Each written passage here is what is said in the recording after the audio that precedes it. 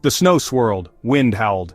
Delta Flight 4819, a Boeing 737, fought to land. It had left Minneapolis, a routine journey.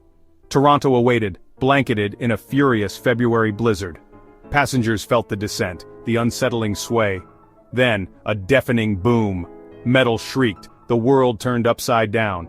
Flight 4819, instead of meeting tarmac, slammed into the ground. It skidded, a mangled metal bird finally coming to rest inverted, a terrifying monument to the storm's fury.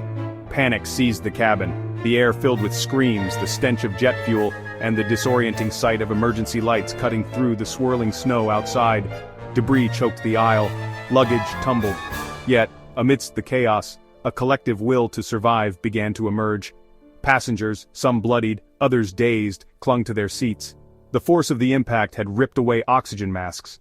Mothers shielded their children, strangers helped strangers. The nightmare was far from over, but in the heart of the wreckage, the fight for survival had begun.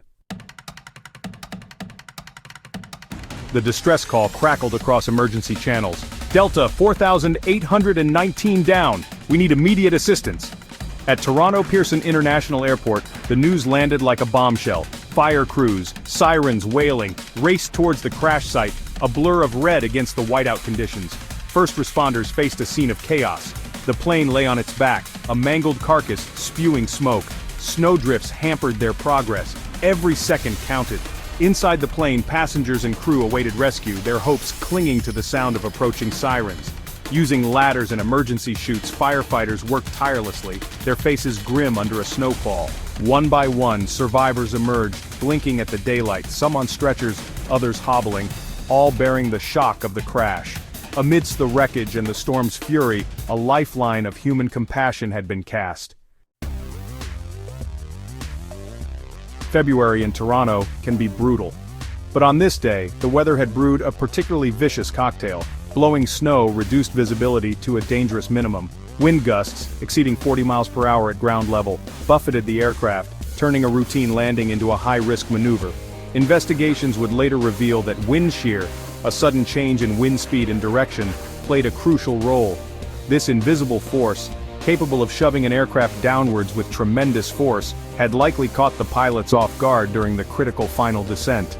The TSB, in their preliminary reports, pointed to the treacherous combination of wind shear and low visibility as significant contributing factors. This was not just an accident, it was a stark reminder of the raw power of nature, and the challenges faced by pilots even with the most sophisticated technology at their disposal. In the aftermath, stories of courage and compassion emerged. There was Emily, the flight attendant who, despite a broken arm, helped passengers evacuate. There was John, a retired firefighter, who used his training to administer first aid. And there was young Sarah, who, despite her own terror, calmed her younger brother with stories. Delta's CEO, Ed Bastian, his voice thick with emotion, addressed the media. "We are deeply saddened by this incident, but incredibly grateful for the quick response of our crew and the first responders. Their bravery saved lives." The crash of Delta Flight 4819 was a stark reminder of the fragility of life, but it was also a testament to the indomitable spirit of humanity. In the face of unimaginable fear, ordinary people had shown extraordinary courage, and in the aftermath, amidst the wreckage, hope, like a flickering candle in the storm, refused to be extinguished.